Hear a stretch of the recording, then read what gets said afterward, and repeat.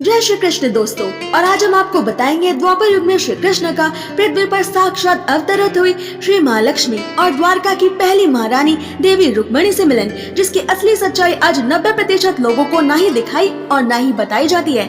दोस्तों, आज अधिकतम लोग टीवी शोज आदि से प्रभावित होकर ये मानते हैं कि श्री कृष्ण और माँ रुक्मिणी का पहला मिलन रुक्मिणी हरण के दिन माँ गौरी के मंदिर में हुआ था, पर ऐसा नहीं है। श्री राम सीता जी की तरह श्री रुक्मिणी कृष्ण भी विवाह से पहले ही मिल चुके थे। श्री रुक्मिणी मंगला में माँ रुक्मिणी जी से श्री कृष्ण की पहली मुलाकात का वर्णन आता है। एक बार सावन के महीने में तीज के शुभ समय में श्री रुक्मिणी अपनी अष्ट सखियों के साथ पवित्र नदी में स्नान करने जा रही थी। नदी में स्नान करते वक्त अचानक नदी का बहाव बढ़ गया और रुक्मिणी जी उसमें डूबने लगी। तब अचानक एक श्याम रंग के व्यक्ति ने उनका हाथ पकड़कर उन्हें जल से बाहर निकाला।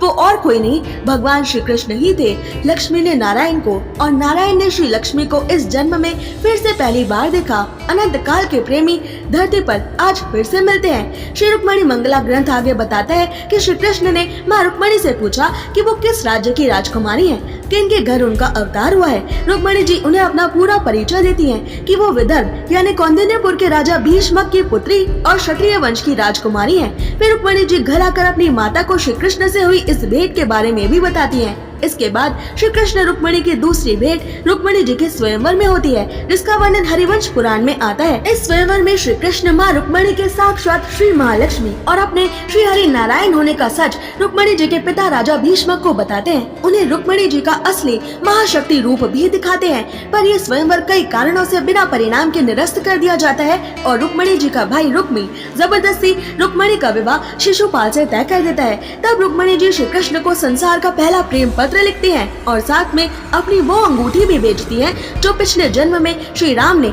सीता जी को दी थी। रुक्मिणी मंगला ग्रंथ बताता है कि रुक्मिणी जी के पत्र के साथ इस अंगूठी को देखते ही श्री कृष्ण को उनके पिछले जन्म यानी श्री सीता जी के रूप में उनके जन्म की याद आ गई। यानी रुक्मिणी जी को अपने पिछले जन्म में सीता होने और श्री महालक्ष्मी होने का पूरा ज्ञान था।